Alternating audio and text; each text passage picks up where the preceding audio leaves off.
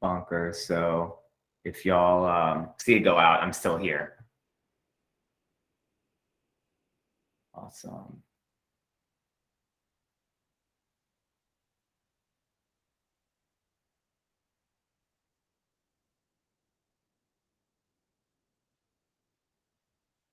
Okay, it took a while to start recording, but there we go.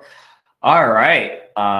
Like I said, if y'all do feel comfortable, cameras on, I do appreciate that. Not everybody, just so I can get a reaction from the room. Thank you, Lynn. But yeah. Oh, look at that. I just have to ask and then it happens. Good morning. Oh, look at that. I love it. I just sit at home by myself all day, you know, and sometimes it gets lonely. So I love seeing human beings. Hey. Aw, look at that. So sweet. Thank y'all. And look at my beard and my hair. I can't judge anybody, so don't even worry about that. It's about that. Look at that. So many people. Okay, cool. So I am going to go ahead and share my screen. And so you can ask questions. I love questions. I love the back and forth. Oh, I see some familiar faces. That's awesome. So yeah, you can ask any questions that you want in the chat. You know, you can try to keep it related to what we go through, but I know a lot of times people just haven't talked to anybody with with Pardot or Marketing Cloud account engagement specialty. So even if you have random questions, if we have time towards the end, feel free to ask them in the chat. And yeah, and maybe along the way, I'll also just ask for just verbal questions too. So if you want to use, there's a little hand raise icon in the middle. If you want to do that, you can do that too. Awesome. So let's go ahead and get started. I think we have enough people here. Let me go ahead and present my screen. I'm not going to try to stay in the slides the whole time. I'm going to try to actually show y'all how to do stuff. But before I get started, Lynn, does it look good to you? Can everybody read? Yeah. Okay, awesome. Yeah. So my name is Milton Anthony. I work for SalesLabX here in Austin, Texas. We are certified Salesforce partners, so we work very closely with them. On staff, we have Salesforce admins, Pardot admins, Salesforce architects, and we also have Pardot specific designers and coders for things like landing pages, email templates, forms, anything and everything Pardot related. We are located in Austin, Texas. Everybody's moving here, so if you haven't come down here, come down here. Maybe move down here too to help our property rates go up a little bit higher than they are. So we're located in Austin, Texas, but we are all remote now, and we have people all over the United States. So like I said, we primarily do all aspects of Pardot and Salesforce. So we have, we do strategy, we do design, and we do technical. Where we're a little unique from others in our space is we don't actually do project-based or hourly work. We actually have a subscription service where you pay a flat rate every month and you get unlimited access to all of that talent to design, strategize, and execute in your live environment. But this is not going to be a sales pitch. I just wanted to give you some insight. But because of that, at any given moment, we're actively managing tens of millions of Pardot prospects and Salesforce leads and contacts for accounts around the world. At any given moment, we're actively managing over $1 billion in pipe for accounts around the world, mostly B2B, mostly people with longer sales cycles with multiple decision makers. So that's kind of our core area of proficiency. My background is in sales and marketing operations. Even though I look super young, I have been using Pardot for about 10 years now. And what else? My background is my house. You can thank my wife. People a lot of times think it's fake, but it's real. What else? I think that's it. Yeah, my background is sales and marketing ops, but I'm also technically proficient, being double certified in the tools. And I handle strategy on a few accounts here. So every account that we take on one of our subscriptions, you get a dedicated strategy specialist who helps you walk through setting up everything in your system and then give you ongoing strategy advice. Cool. So let's get started. So I am going to keep using Pardot today. I am sorry, it's for my people who love marketing cloud account engagement. I just can't say it. That's the new name for Pardot if y'all haven't heard or been on TikTok and seen all the jokes. So yeah, so if you go to Pardot, if you go to pardot.com now, you'll see that it is now currently called Marketing Cloud Account Engagement. So that is the new name of Pardot. Of course, I am not going to call it Pardot. I'm not going to call it that till they change the branding on the web, on the actual tool. So that's the line in the sand that I've drawn. When they change this logo here, I'll start calling it that. Sorry to all the Salesforce people who are definitely on this right now. So yeah, so they have changed the name to Marketing Cloud Account Engagement. I think it's part of just getting it into their overall suite of Marketing Cloud. But yeah, so that's it. But I will be calling it Pardot today, just because it's a lot easier, but just know it's exactly the same thing. Cool. So part of what we do, a lot of our core area of proficiency is personalization, full sales cycle management, dynamic content, forms, landing pages, and integration. So you'll see me cover a lot of those because that's kind of like what we do all day long when we're actively managing people's Pardots in Salesforce for them. And then today we'll go over dynamic content, page actions, score categories, and revenue attribution modeling. Okay, those are going to be the big things that I'm going to talk about. Just keep in mind that dynamic content and scoring categories are all on that plus tier of Pardot.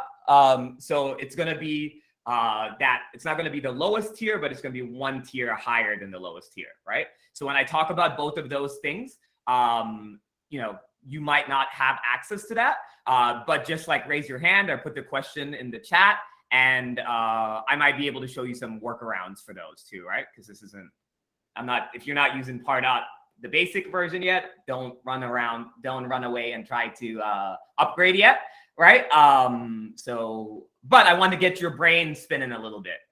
Cool. Awesome. So let's go ahead and thank you once again for the people with the cameras on. I do really appreciate that. Okay, awesome. So let's start by talking about dynamic content. By a show of hands, and you have the little hand icon. Let me hide this right here. That's your hand icon. Sorry for the matrix right there. By a show of hands, who is currently using dynamic content?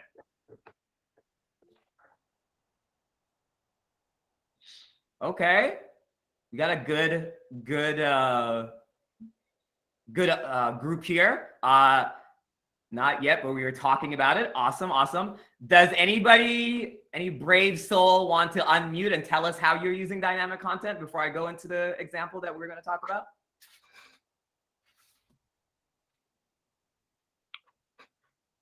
Jessica, unmuted. I don't know if that's a good sign or not. Nope. Okay. All right. I can share. Go ahead. Yeah, let's hear it. Yeah, here at Firma, we have a weekly newsletter. So we share how market events and just things that are going on in the foreign exchange markets are impacting different currencies. So we have a number of different currencies that we share within our newsletter. So we have Canadian dollar, US dollar, and we use dynamic content so that we rearrange the content based on the different regions that we operate in. So for example, if I'm sending the newsletter to someone in the UK, the British pound would show up first within the newsletter and then the rest of the currencies as applicable. So that's how we use dynamic content primarily.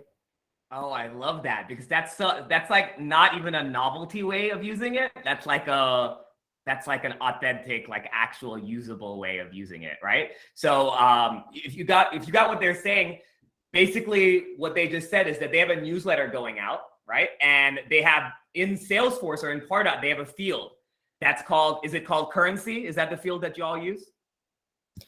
We call it newsletter version. So it's based on their country region. So if their owner country is the UK or Australia or New Zealand, that's kind of how it's based off of. Awesome. And basically what they're saying is that they send one newsletter out to thousands of people, right? And based on what that field says in Pardot, the content changes priority, right? And I'm going to show you how to do that. I'm going to show you as best as I can in like 10 minutes, but I'll talk through that, right?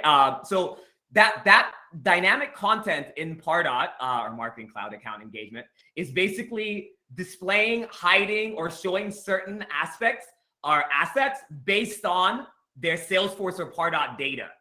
Okay, so you can use dynamic content on Pardot emails, Pardot landing pages, and even on your live website. That live website part is the part that a lot of people skip out on. Okay, so it doesn't matter if your website's made on WordPress, if it doesn't made, I don't know what the other ones are, Magento, or if you have some random website builder, it doesn't matter what platform that your website is built on, you can actually use dynamic content on your website, on Pardot landing pages, and on email templates. Okay. Are the people who have raised their hand, do you all have questions, or did you just still just keep your hand? Okay. But if you have a question, put it in the chat, and we'll talk about it here in a second. But okay, cool. So in this example, oh, awesome. Okay. Awesome. So in this example of dynamic content, we're going to use Spotify, right? I know this is a B2C thing, but think about it for y'all too, right? So basically in this example, Spotify has a free tier, and then Spotify obviously also has a paid tier, right? Because we're a subscription service and we do a lot of stuff for Spotify. I figured we would use this example. So if somebody comes to your website and if they do not have a free tier, and you have a checkbox in Salesforce that says they have a free tier, they do not have the free tier, then show them the CTA that says get Spotify free, right? Now, if that is checked off and they already have Spotify free, don't show them get Spotify free again. They already have Spotify free, right? The whole point of like marketing automation and 2022, or really from 2020, is personalization at scale. Right? I'm going to talk to each human being like they're a real human being. And I know a lot of times people say like, I'm in B2B. That's not really how this works. We're in B2B. Like I said, over 96% of the accounts that we manage are B2B. So I don't even believe there's any such thing as B2B. I think it's all human to human. But you want to talk to people as a human being. Don't treat them as a stranger. So if you already know that they're on the free tier, show them, change the H1 or the H2 on your website, right? And then change the CTA to get premium. Like you see that where it says millions of songs, no credit card needed. That H2 is convincing them to get the free tier of of Spotify. Now, if they're already on the free tier, change your value prop and say get premium. Cool. This is super helpful when you have multiple verticals that are completely different, right? If you are does anybody have an example? Are they working in an org where you're supporting like education and government, or like hospitals and security? ALT, American. What are your verticals? So we are in the in laboratory equipment, refurbished, repurposed, and surplus acquisition. Okay, awesome. Is this your website? Yes. Awesome. And what is the different verticals that are there? Like, where do you see like the big difference in your audiences? It's mainly biotech, pharmaceutical, incubator, startup labs, so it's overlapping. Okay. But you know what? Here, let me show you this example right here. So you see how they have this spinning banner, right? So what they're trying to do is that they have all these different value props that they're trying to show, and maybe based on who you are and what you're doing, you'll see one that attracts your attention, right? But if I'm already a member, I'm just completely making this up, so this is not I'm just making this up as we go. But if I'm already a member, maybe you don't need to show this one, right? You get what, like, dynamically change the banner image based on what you know about them already, right? So that way you don't have to, because a lot of times when you give them a bunch of different value props, it's very hard for people. You know, I have ADHD and I'm like super spastic, as you can tell, and like I can only handle a certain amount of cognitive load before I jump ship, right? So if you talk to me like you already know where I am in the buyer journey or the discovery journey, don't give me too many value props. If you know I'm already a member, don't give me the sales pitch on a membership. Then, you know, get rid of the spinning banner, right? And you can do that on your actual live website, right? Another great example is that, like, if you go to, like, if we go to our website, right? We have, let me do it in incognito. I think we are changing our value props here based on the company size that's visiting our website, right? I think someone has their hand up. Go ahead.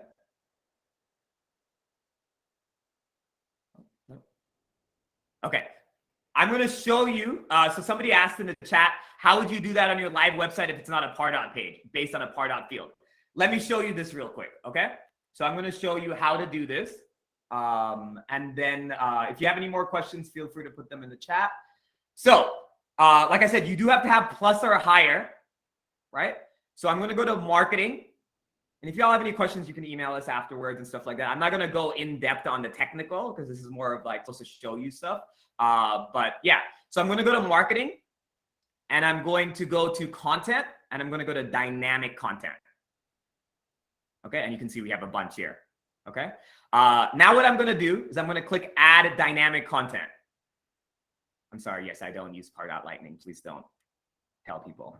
So I'm going to go here, right? And then you see here, I have all my Pardot fields here. Okay. So I'm going to say if they're in tech, and I'm going to do it based on state. Okay. So I'm going to say state flags, whatever, right? Then I'm going to say, okay, if the state field is Texas, I want to show, and you have full HTML access here, right? So if the state field is Texas, I am going to show them this image, whatever that image is, right? And I'm going to add variation. If the state is Florida, you can see I use these two examples all the time. I'm going to show this image.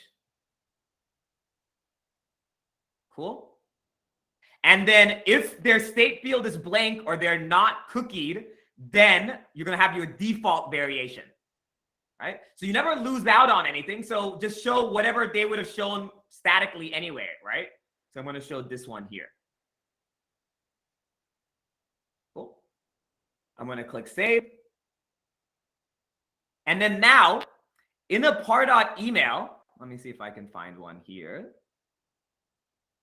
Not new. Let's go here. Email. I think I should have one that's sample.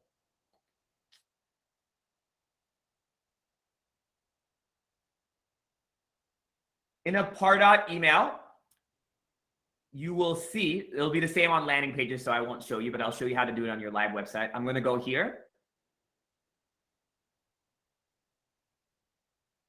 And you see this little thunderbolt right here? I'm just going to put that dynamic content there. I don't think I clicked save, but we'll just use that one. Let's do one that maybe actually worked. Yeah. All right. So now, based on who is opening it, they're going to see different dynamic content. Right? If somebody from Texas opens it, they'll see something different. If somebody from Florida opens it, they'll see something different. Right? And how do I put this on my actual website? I'm going to go here. Right here where it says view embed code. I'm going to grab this small piece of JavaScript and I'm just going to paste that where on my website I want the dynamic content to show.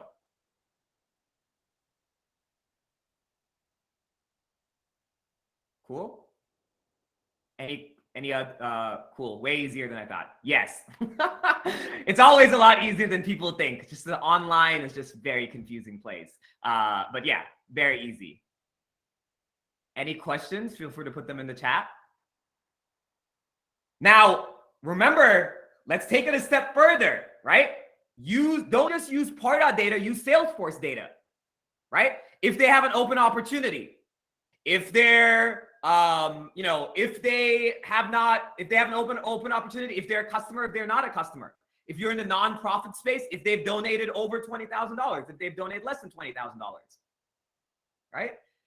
A lot of times what I notice is that people spend a lot of times in Pardot. Sorry, I'm really bad at positioning things like in the most politically correct words. But I see a lot of people just using Pardot or marketing automation for batching and blasting, right? They send out one email with 2,000 people once a week. Use MailChimp for that. Sorry for the Salesforce reps in here trying to do an upsell. But yeah, like you don't buy the Lambo, right? And then just take it to the grocery store and come back to it, right? Because at that point, you're spending a lot of money, you're spending a lot of effort, it gets super complicated. These tools are not meant to just use batch and blasts all the time. And if you're using it like that, you're gonna start getting aggravated, right? Because it makes it way more complicated to do something simple. So, start thinking about how do you personalize content. Cool? Questions in the chat if you have any. Okay, awesome. I'm going to keep going. I use Engagement Studio and dynamic list tags to do the personalization, but the dynamic content seems way easier. Yes. If you're using, some people might be thinking about a hodgepodge of different stuff right now of what they're using, and they might think and that's the magic about automation and Pardot and Salesforce. There's like 5 million ways to do the exact same thing, right? But you want to think about the most efficient way to do it. This maybe is a more efficient way to do that. Yes, Jessica, it pulls it from the Pardot cookie code. Okay. In this example that we built, this email template that we built, this background image changes based on the state that they're in. Exactly the image I sent you, right? So let's say somebody fills out your get a demo request form, or they get a quote request form. Maybe you want to change the headshot of the sales rep who it's assigned to. People love that, right? Maybe you're sending out a newsletter and you're working in an industry that's where leadership still believes digital marketing, hullabaloo. I still want people to shake hands and go to places and meet people one-on-one. So you have a rep that's assigned to each person. Cool. Let's take that same experience and let's bring it to the digital world, right? If I go to your website and I click on your contact page and I have a lead owner or a contact owner, maybe the phone number and the email address should be the rep that owns that account. Maybe it should have their headshot there. Right? Cool. I'm going to keep going here. So that's dynamic content. Now, a lot of people will say that, hey, I don't, in order to do dynamic content really well, you have to have the data in order to actually use this, right? If you don't have the state field, then you can't personalize based off of state. If you don't have the revenue field, then you can't personalize off of the revenue field, right? So we have at SalesLabX, we manage people's whole tech stack, right? End to end. So if you're using, so we really recommend a lot, especially if you're in the B2B space, if you don't have these tools, like a data augmentation tool, and we can help pick one out, but I highly recommend one of them, right? So ZoomInfo is the big player. We're partners with all these people just for transparency. Clearbit, Apollo is a very easy way to get in, and it's month to month. Basically what they do is they augment the open web data with your Salesforce and Pardot database, right? So if I type in my email address and I fill out a form and it says milton.anthony@saleslabx.com, on my LinkedIn profile, I already have my title, my company, and they have access to my revenue and my employee size and how many people I have in my marketing department, right? Everybody in this session right now, we know how many people you have in your marketing department in your Salesforce record, even though you never told us that, right? And if you notice, maybe some of your follow-ups might be triggered based off of how many people you have in your marketing department. How are we doing that? Because as soon as you gave us I guess it's okay to say this, right? We're all in the same game. As soon as you filled out your webinar request form that you've in order to do this, it bounced against, we use Apollo and ZoomInfo. So it bounced against that. It found your company in your LinkedIn profile. Then it found out how many people in LinkedIn have a marketing title, and it immediately, instantaneously enriched it with how many people have a marketing title there. Then what we did is that we put you on a drip specifically based on how much people you have in your marketing department. Cool? I only say that because I want you to start thinking about it. And then the little bonus tip I want to talk to you about is that if you haven't started doing retargeting ads yet, start thinking about that, right?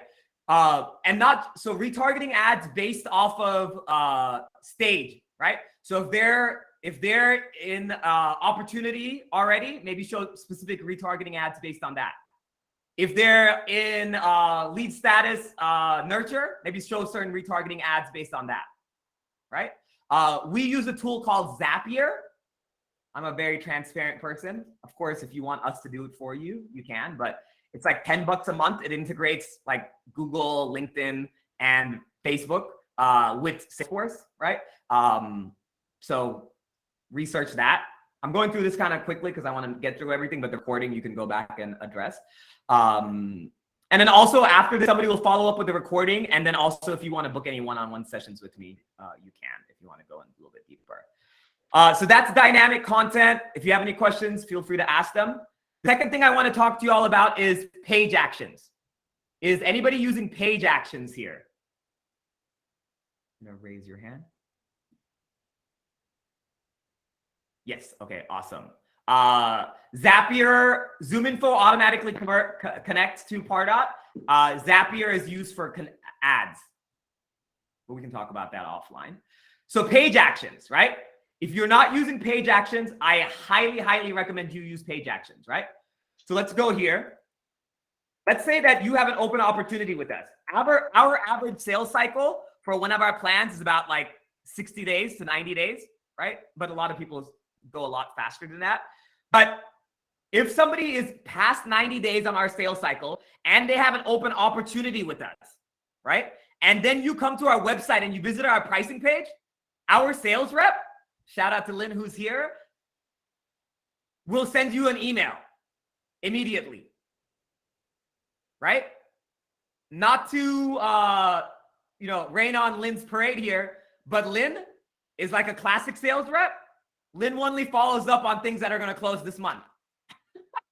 Right? So Lynn is not, if you filled out a demo request form 4 months ago, then ghosted Lynn, but she created an opportunity for you. And then now all of a sudden you're so tired of spot checking your email templates on Windows 2013 before they go out, and you're getting frustrated and you want to hand off your email creation to somebody else. And you're like, how much did it cost? I'm going to go back to our pricing page. Let me tell you, Lynn probably is not going to follow up with you. So what we want to do is we want to set up a page action, right? So all we have to do is take the URL of the page you want to trigger. I'm showing y'all all this stuff here. We go to automation and we go to page actions. Cool. And then we're just going to paste the URL here like this. Cool. And then now every time somebody visits this page, what do you want to happen? Just like that. Just like that. So simple, so straightforward, so easy. You have it already. This is included in every version of Pardot. Cool. Now, if you have not set up page actions yet, right? If you, good question, Sally, I'll answer that towards the end. But if you have not, if you do not have page actions set up yet, page actions are not retroactive. Okay. So here's my homework for you. At a bare minimum, if somebody clicks on equipment leasing, right? If somebody clicks on equipment leasing, create a segment, a list that's called equipment leasing and add them to that list. I don't care if you don't know what you're going to do with that list. I don't care if you're not even going to work there 2 months from now, right? Build that list, because 6 months from now, you might have an idea and you might say, hey, I want to send, we have this new thing going on with everybody for equipment leasing, and I want to send out a batch and blast list email to everybody who's done equipment leasing. If you don't have those lists built, you've lost that data. The data, every minute that you don't have that list built, that data is going out the window. So right now, after today, take your top level pages, the big pages that you have, and build a page action around them, and then just add them to a list blindly. Thanks, Megan. Feel free to give me compliments in the chat too. That's what is that? Verbal affirmation is my love language. So there you go. So there's that, right? Oh, and ALT, they already have a list exactly for that. So awesome. Cool. So you can see here, what we've done here for Pearson is that every time they visit this page, they get an auto reply email from their sales rep, just checking in, just oddly the right timing, right? And then we've taken all of it, and what we've done here is that we've used dynamic content, right? And a page action to show a specific sentence based on the account that they're coming from. You see how we're starting to layer all of these things together? Right? So we're creating dynamic content on an email template, and then we're triggering that based off of them visiting a certain page.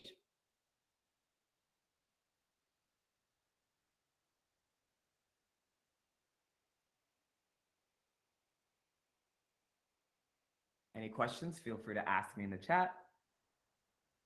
Yes, slides and recording will be shared.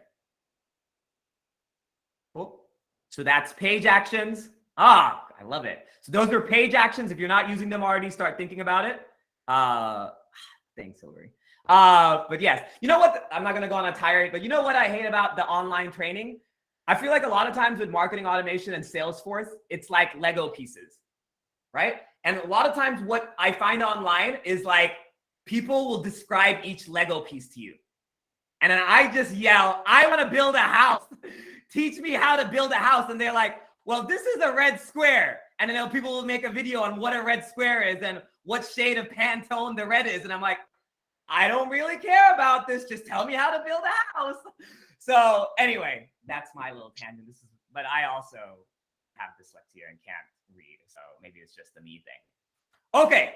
So the third thing I want to talk to you about is scoring categories, right?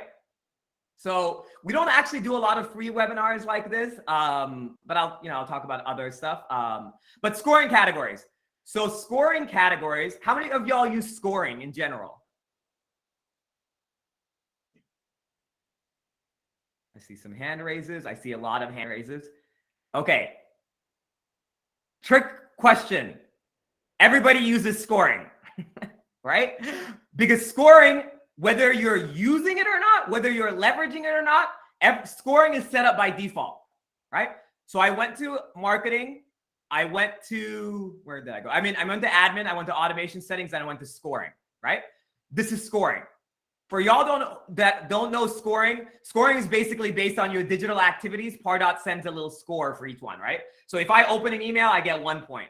If I download a file, I get 3 points. If I fill out a form, I get 50 points. People use these for things like MQLs and things like that, right? So that's scoring. It's set up by default. You might have them set to 0. You might not be using them. You might not be leveraging them, but scoring is set up, right? So scoring is set up by default, right? Now, if you have the plus version of Pardot or higher, what you can do is called scoring categories, right?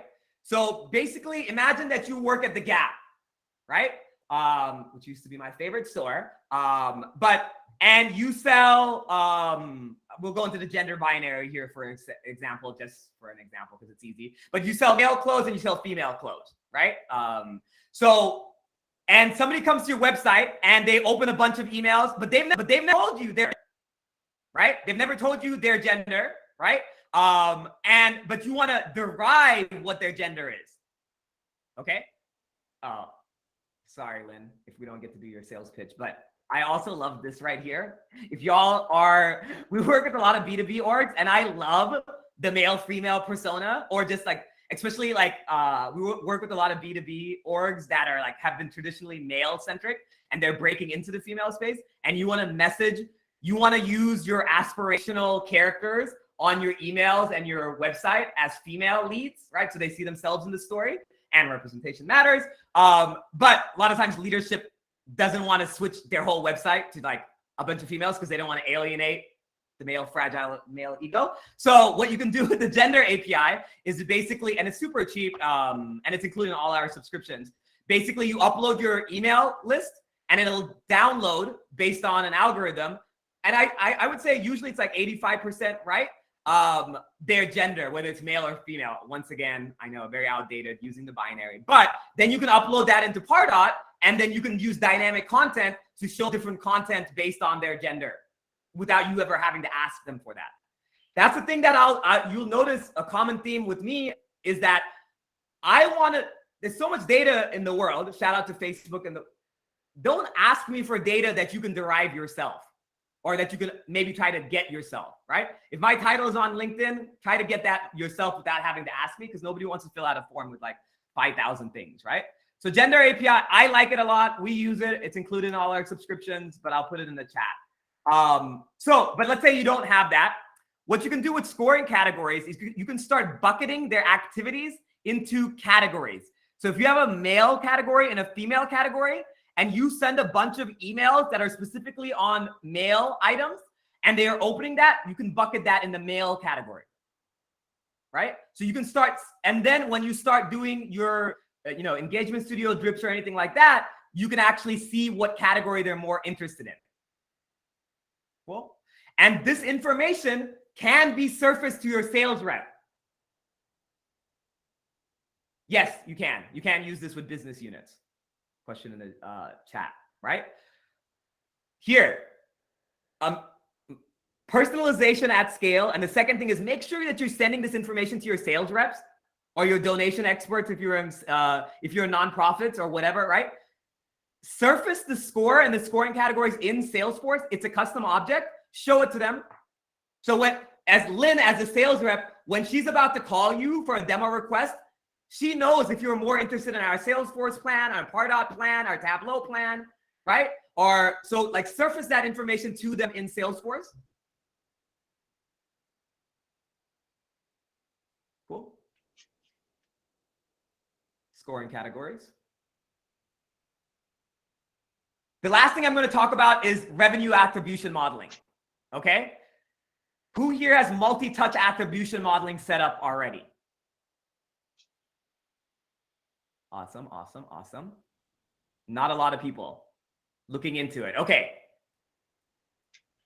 My big thing too is if you're doing work, get credit for it, right? If you're doing something and you're not getting credit for it, stop doing it, right? Maybe this is a person's color thing, but anyway, so the way that you do that in Salesforce is through multi-touch attribution modeling, right? So in the modern sales cycle, in the olden days, I say maybe like 5 or 6 years ago, right? Your sales rep will go to a conference, you'll buy those conference contacts, and you'll upload them into Salesforce or Pardot, right? And then every time a deal comes from that conference will get credit for that. That's called first touch attribution modeling or single touch attribution modeling. If you understand anything about the modern sales cycle, not just in the B2B, but in anything, that's not how consumers work. They will watch your TikTok, they will go on LinkedIn, they will Google, they'll go to a webinar, they'll go to a white paper, then they'll go to a conference, then your sales rep will call them, then your sales rep will get all the credit for it. Not on my watch, right? Because all of those touch points need to get credit. And if you use single touch attribution modeling, all that's going to get credit is either the first touch or the last touch, which is garbage. You want to set up multi-touch attribution modeling, and I'll show you how to do that in about 20 seconds. Okay? So we're going to go here. We're going to go to campaigns. You do have to have Salesforce access, so maybe you have to do that. So first, I made a TikTok about this too, but make sure you enable this additional campaign influence models, right? This is recorded, so I know I zoom through it a little bit. And then turn this on right here, even distribution model. Okay, do those two things and then start Googling and figuring out what your next steps are and everything, right? But first thing is do those two things. It's not going to do anything bad, right? But basically what it does is it turns on that multi-touch attribution model that I'm talking about. Cool. I go into a whole, okay? And then that's one thing, right? I'm not going to go into the nitty-gritty details of everything right now, but do that. And then the second thing I want you to do is any activity that you do in Pardot, right? Like let's say you're sending out a newsletter, right? I want you to always have a completion action. Oh, here we go, right? Anytime somebody clicks on the email, they're being added to that Salesforce campaign, right? So anytime somebody fills out a form, anytime somebody visits a page, anytime somebody clicks on an email, if you want credit for it, you have to set up a completion action. None of this is automatic. We have a joke where we say automation isn't automatic, right? So anytime that you do anything that you want credit for, there has to be a completion action where you're adding to a CRM campaign. Cool?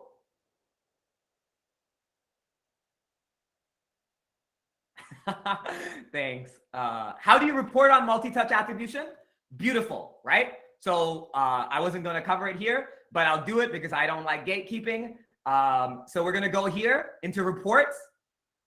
And once you turn that on, there's going to be a new custom report. It's going to be called Campaigns with Influence Opportunities.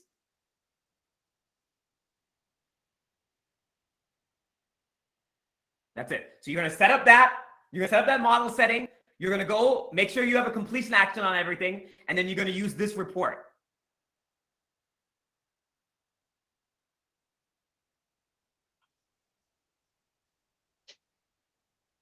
Cool.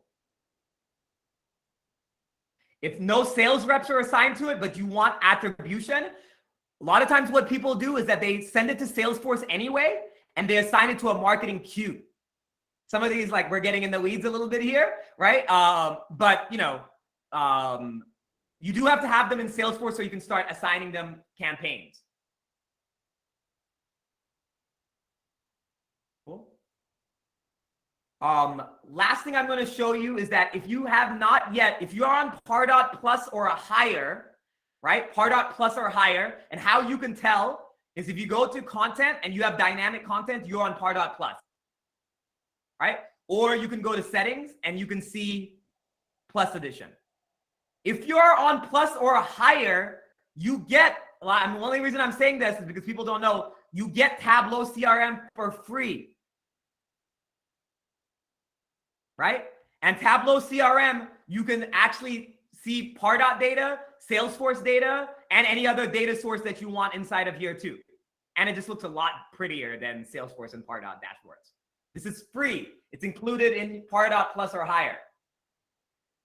Yes, yes, Hillary. Nobody knows that, but because Pardot reporting, we can all admit, sucks.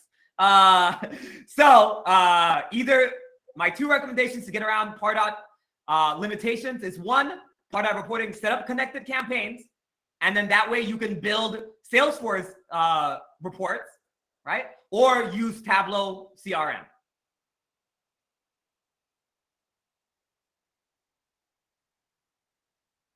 Cool. Okay. Any questions? I think I went through everything really quickly and I kept my commentary in there. I know 1 hour, but it felt like 30 minutes, right? All right. Any questions? I'll give you a couple more tips here if you don't have any questions. Oh, actually, I'm supposed to pitch for Lynn too. Sorry. This is supposed to be top funnel, y'all. Sorry. All right. So here, before we go into questions, if you like me, which it sounds like a lot of y'all do, I do have a master class that I am teaching coming up where we walk you through all the Pardot custom tips and everything coming up in June. Every session is recorded. And you also get unlimited one-on-one sessions with me, right?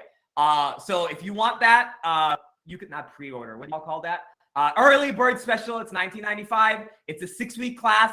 We're going to be meeting 2 hours a week for the next 6 weeks. Every session is recorded, and you also get unlimited one-on-one sessions with me for the full 6 weeks. I'll put it in the chat if you want.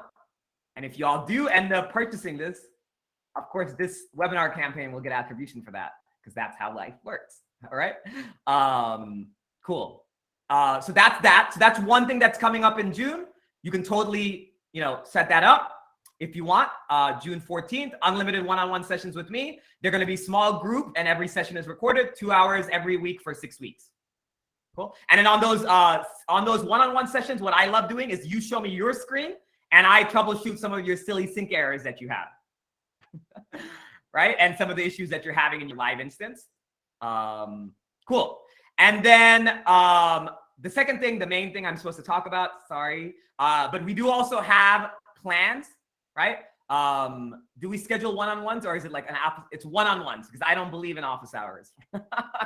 I don't think like I said, I think it's all done one-on-one, right? So like anything you set up with us, any of our plans include unlimited one-on-one sessions with a dedicated specialist or a coach that's dedicated to you, right? So basically on our plan, this right here is unlimited access to someone like me. It could even be me. So you get unlimited access to my calendar. You get to book 15, 30, 45-minute sessions whenever you want, right? And you can call, live chat, screen share whenever you want. You can jump on. You can say, hey, Milton, how do I solve this? How do I get more information about this? Milton, how do I switch to Lightning? All that stuff. Essentials, we actually have access to your Pardot instance, and we will build out everything for you, right? So it's all unlimited. It's kind of like having an extension to your team. We'll build out your landing pages, your email templates. We'll do your strategy for you. We'll fix all your errors for you. It's basically like having a full-time admin. Professional is exactly the same, except it includes unlimited Salesforce and Tableau. So if you want us to manage your Salesforce and Pardot, do your strategy, execute for you all on an unlimited basis with never having to worry about hours or scope or how much it's going to cost you, that's going to be professional. And an enterprise is retargeting ads included in all of these. If y'all, Allison says, if you can't afford if you can't afford ongoing, if you can just do 1 month, you can't, unfortunately, because we dedicate resources to you. So you have like a dedicated team. So they all do have a 12-month term, but they are billed month to month. But like I said, too, if you want to set up a demo and ask me any questions or Lynn any questions, feel free to. If you want more plan details, there's Lynn, but obviously you'll get an email from Lynn afterwards too. But we're super friendly people. So like, if you have a question, don't feel like you have to pay $19.95 to like answer it or like buy anything. Don't feel pressured to do that. But if you do think you need ongoing assistance, and because honestly, and I'll tell you all this just to because I know in the beginning, I would have loved if somebody told me, these tools are enterprise level tools. If you have 1 or 2 people managing this, or if you have one person who's also managing like 5 other things, right? That's not, it's a bandwidth issue. You're not going bonkers. This tool is not meant for one person to manage as a part-time thing. I don't care what anybody says, right? So I've been using it for 10 years. I wouldn't do it myself because that's just not how you do it, right? We have a team dedicated for email creation. We have a team dedicated for form creation. We have a team dedicated for revenue attribution. We have a team. All of these are core area of proficiencies. And when organizations try to get one person to do all of it, it doesn't work. And you will, not that it doesn't work, but like I've shown you some of this stuff here. Some of this stuff is nice to have, but don't feel like, put this on a letterhead. Hey, recorded. Feel free to use it. But don't feel like, oh my God, I'm not using any of this stuff. I want to use this stuff. I knew we weren't using it. It's okay. Like if you're one person or 2 people or 3 people using Pardot, like some of this stuff is like hard to do. Hopefully the stuff that I've shown you is simple enough that you can apply it immediately, but don't feel bad because it is a bandwidth constraint for a lot of the organizations we talk to. Okay. And Pardot is also just a very clunky tool to use. Yes, you do get a certificate, Jessica, with the masterclass that you can post on LinkedIn and tag us on. Pew, pew, pew. But yeah, you do get a certificate of completion. You can post it on LinkedIn, and then you can do that. And then also after, you get access to our LinkedIn private masterclass group, so you can network with other people in the Pardot community too. Okay, a lot of people have left. Does anybody have any questions about the plans or anything that I talked about?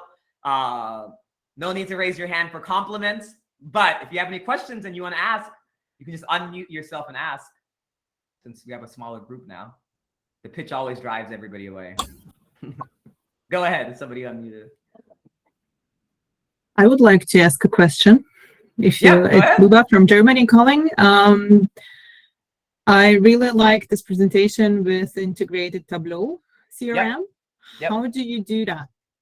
How do you implement Tableau into your Salesforce, or was it Pardot even? Yeah. Okay. So if you have Pardot Plus or higher, it comes integrated out of the box.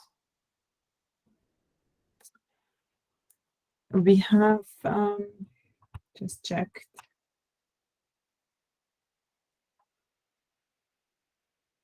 So there's no need to do the integration. It's done out of the box, which is the beautiful thing about We have Tableau CRM. advanced edition. Oh, you're paying so much money? Yeah, we're paying so much money and we are not using Pardot as we actually would like to. That's why I was not aware that Tableau is already included. But I cannot find it. So do you search for that in Salesforce? Yep, Can you it's all show in the Salesforce. Yep. dashboard? So let's see. So in Salesforce, let me see if I can. Yeah. You know how you'll have the app launcher? Well, let me show Yeah. you. Let me just click on that and type in Tableau, and it should show up. If it doesn't show up, it means that your Salesforce admin has not given you the permission set for it. Yeah, that could be. That, well, 100%. Yeah, people don't implement it because they don't know that they even have it. And of course, nobody tells you that because, you know, there's no economic incentive. Go ahead. But yeah. All right. Yeah, Salesforce. Then I can search. Yeah, search for Tableau, talk to your Salesforce admin, or get our professional version of our license, and we can be your Salesforce admin for you. And then just give you the permission set for Salesforce. Great. Thanks. Cool. Yep, for sure. Jessica, yes. If that, go ahead, Allison. And that was a great question. Does that include all the licenses for, if you have advanced Pardot, does that include all the licenses for free for all the viewers to view the dashboards?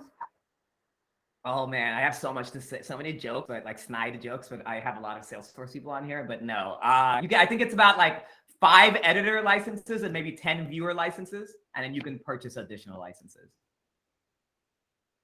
Okay, that's great. That's very helpful. Don't quote me on those numbers, just like roughly around there, you know? Quick question. Yeah, go ahead. We have access to Pardot Lightning. We don't really use it too much, to be honest. We still use like the native website. But what would be the difference between dynamic content and snippets if you've used those? Yeah, I'm not a big fan of snippets, right? But basically snippets are, hey, you're gonna use one component across all your email templates. Let's say the copyright year, right? And then if you go and you change that, then it'll change everywhere it's used. It's not dynamic at all. Dynamic content is based on who's viewing that person, that asset. Okay, cool. Hopefully you like the direct answers. Yeah, no, I appreciate it. And then I guess for Salesforce or Pardot Lightning, it's within Salesforce is really the main difference. And then I know there are some features that are different from the regular Pardot as well from Pardot Lightning. Did you have anything to say on that particularly? Yes, I'm going to stop recording while I say this.